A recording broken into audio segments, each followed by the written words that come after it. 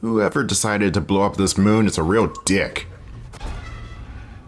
Anyway, welcome back to Star Wars Jedi Survivor. We're still on the Shattered Moon, but we're getting close to what we're looking for. It's a wayfinder that's supposedly a guide to Tanalorr, but we shall see. We do have a boss fight before we actually get the thing, and beating this boss will unlock our 5th and final stance. With this quote-unquote ultimate stance, if you like Dark Souls games, you'll feel right at home with this one. But with this boss fight, his name is Dryra Thorn. It's another Star Wars name. The most Star Wars names to have ever Star Warsed. But this guy, he's relatively easy. He's got a Crossguard saber, so a lot of his strikes are going to be telegraphed. And he has a blaster for long range. So what I do is I try to mirror his style, use the blaster stance to my advantage. When he stays long range, I stay long range. When he goes in for the strikes, then that's when I go for strikes. Another thing I forgot to tell you guys in the previous part when I got the blaster stance is you can hold down the triangle button to charge up your gun. And you can get a couple of different variants of the charge shot as you progress through the game. Like there's one charge shot where everything just ricochets, there's another charge shot where it stuns enemies, and so on and so on.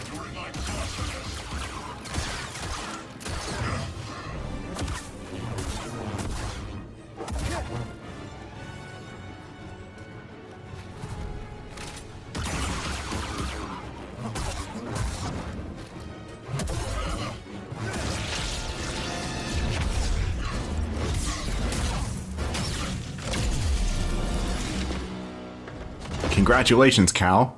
You just killed Doom Guy.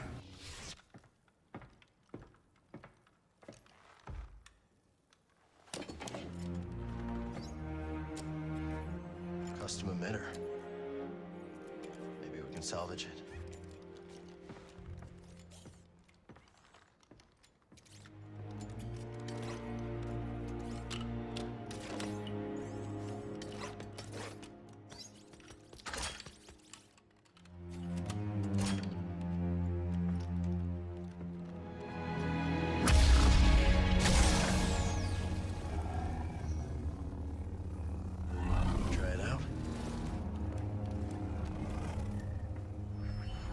The Crossguard stance. The Crossguard is capable of slower but more powerful strikes. It also has increased stamina for defense. So how does the Crossguard fare against the other stances? Check out our kit. Even though it's my least preferred stance, I still think it's amazing. Because, like I said before, the form is absolutely damn powerful. You can drain a health bar in 2 to 3 hits and utterly decimate the opponent's stamina. And if you put enough skill points into the stance, you just become an unstoppable tank. Now, the downside to the Crossguard, and trust me, there are actually a lot of downsides, the form is slow. Your strikes are going to be way more dedicated, and if you're facing off against a faster opponent, you're going to have to lull them into attacking and practice patience with this one. Crossguard is also not that great at crowd control. I'll go. I'm the best pilot for this mission, and you know it. Every ship we've sent into the Abyss has vanished without a trace. We'll go together. I cannot let you take the risk alone. This is your invention. No one else understands it. You're the only one who can guide me back. Do your magic, BD. All right. I'll record the passage and make sure you return to us.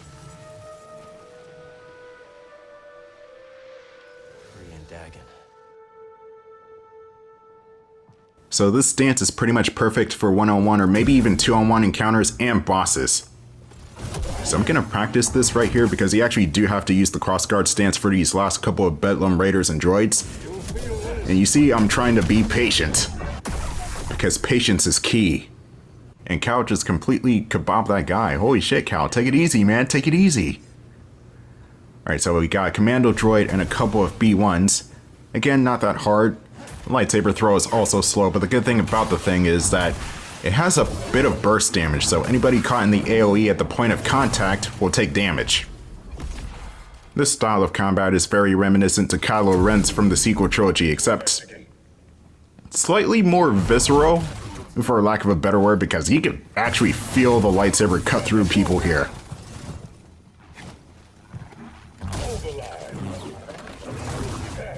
I'm surprised that move didn't just straight up take him out, but we'll get a couple more skill points to even everything. The full power of the Crossguard stance. Jesus Christ! Well, we get to choose what our next two stances are, but I'm gonna go for the blaster and the Crossguard. But what I was saying before is the power of the Crossguard stance, you still have to work towards that with the skill points. And the reason why I just got totally stun locked there was because Cal's kill animations with the Crossguard are super cold and just lethal as hell. Kinda like the blaster. Anyway, time to go back to Koboh to investigate Dagon's whereabouts.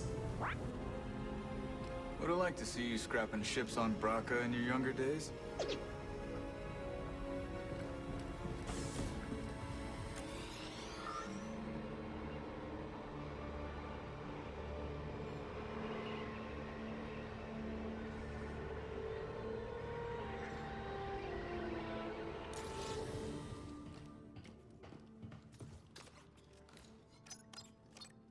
Ready to go, bud?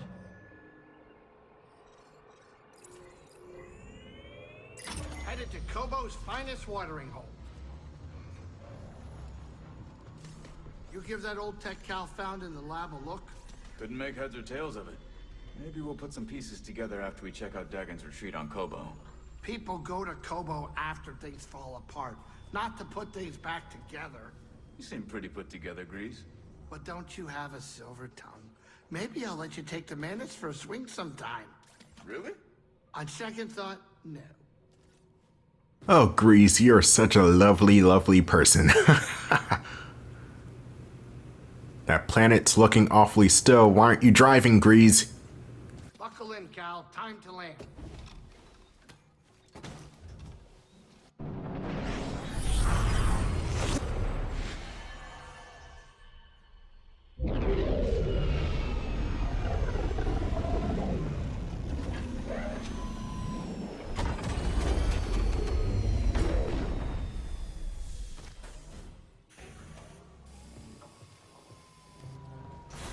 Master Cordova's research shows an abandoned settlement past the east side of the valley. Let's go check it out. Time to make our way over to the devastated settlement, which you'll find on your map. It's going to be highlighted in gold. Or yellow. Yellowish gold. Now, just like with many other colors in this game, you can have a yellow lightsaber and give it to Cal, but I don't like Cal to have a yellow lightsaber. I just prefer either blue or green. Dyslexic moment. Blue, green, or even purple. Hell, even the cyan color, which is pretty much just electric blue, I prefer that. Or you can go all Sith and make a red lightsaber for Cal.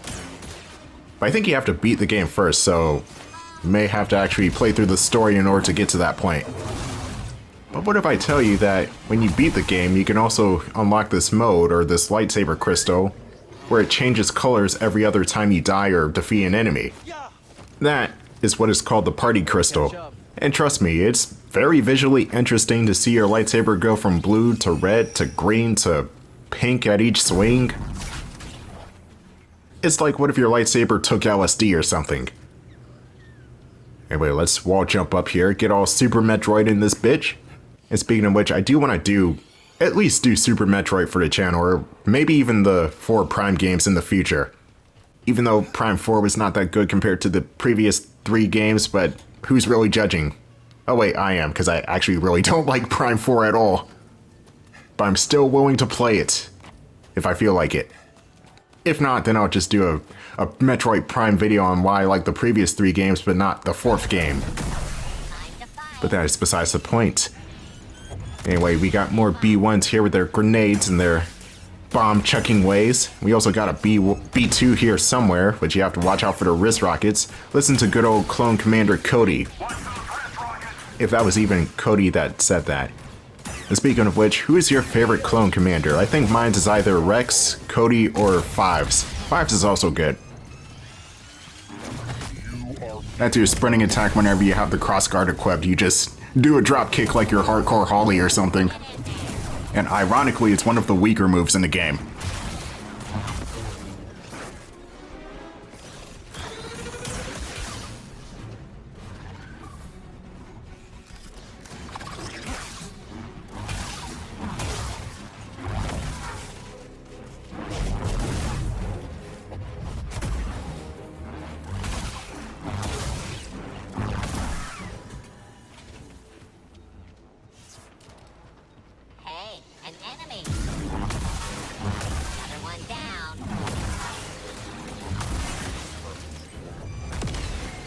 Ooh, that droid's legs are permanently fucked. My legs! Another shard. You just got another Priorite shard. Let's see what else is. Oh god, I didn't even notice that freaking B2 was right there. Okay, let's see what else is up here.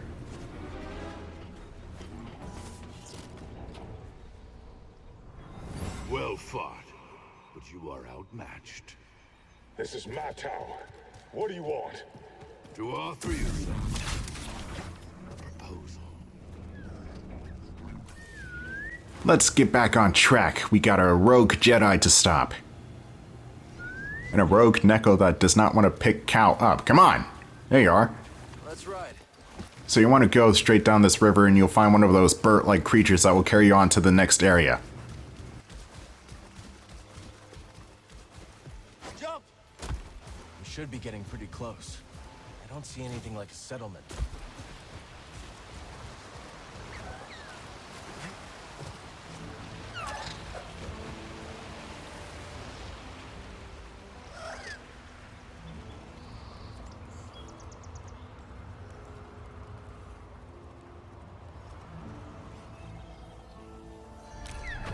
Welcome to the Igneous Fissure. Now this area does have a couple of treasures, but I'm not going to go for all of them. It's mainly because you have to climb down the fissure. It's just like, I don't want to have to descend the fissure just to climb back up. It's annoying. So let me just go straight for the objective. Let's keep our distance this time. There is only the Force.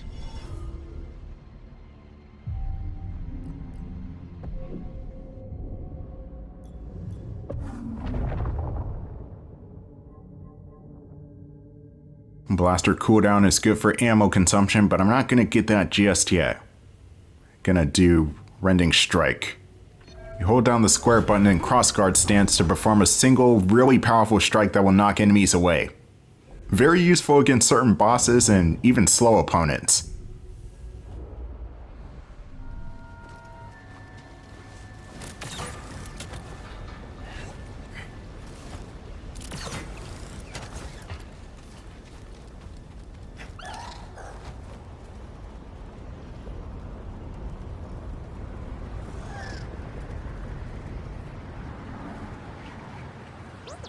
This place is in ruins.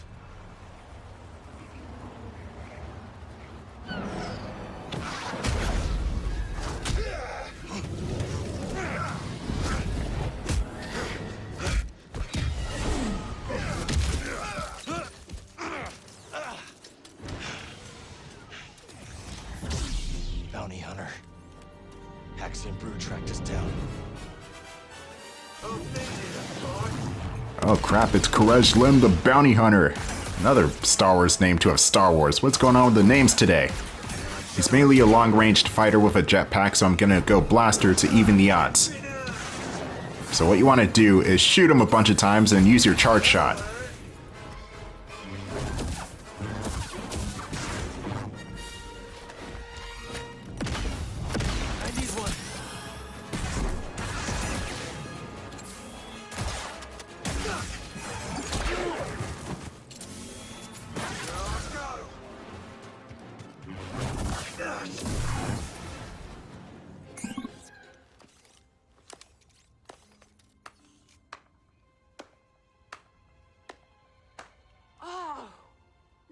Nicely done. Name's Cage Vander. This Mudscuffer picked up your trail outside the outpost. Cal. Sounds like you've been watching us. We've all been watching, Cal. Not every newcomer introduces themselves by taking down one of Ravis's boys, which, by the way, nice touch. Love a big entrance. Thanks. So what do you want? What I want, Cal, is to reward you for every one of these that you take down.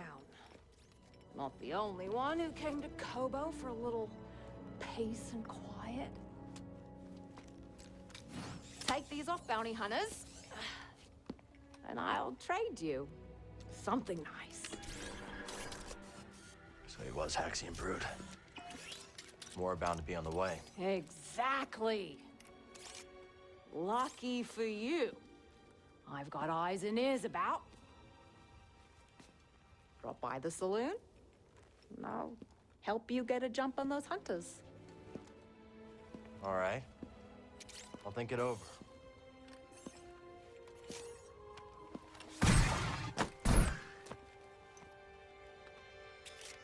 Everybody's got rockets except me.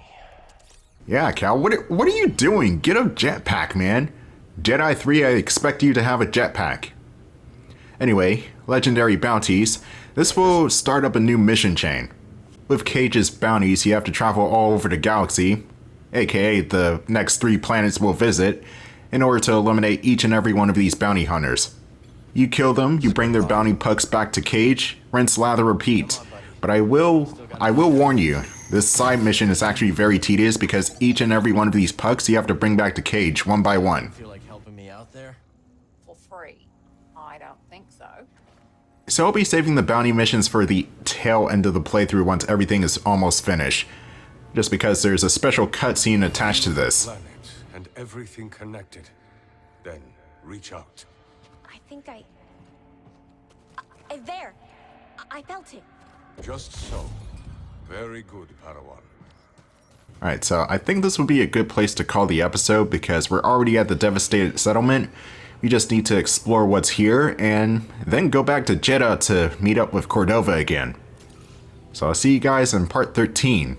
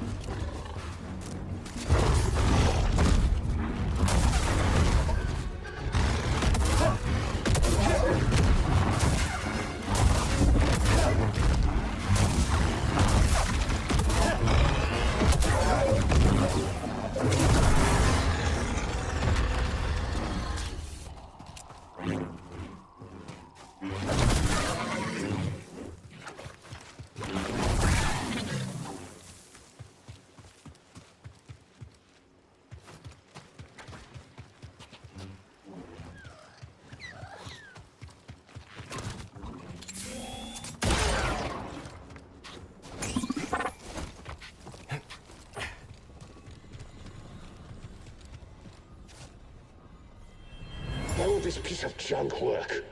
Maybe I'll just smash this stupid thing apart.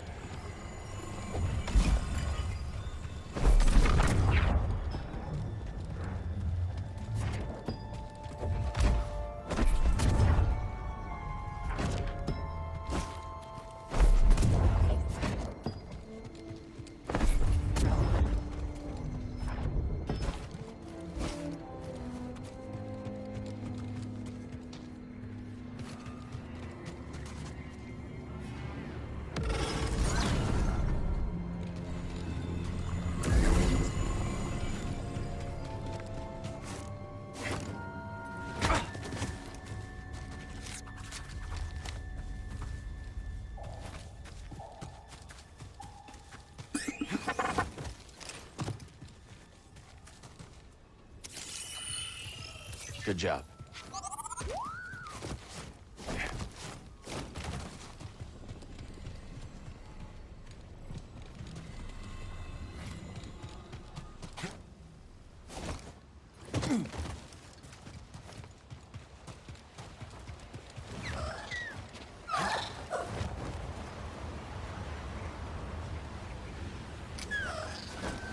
This has got to be the place Cordova was talking about.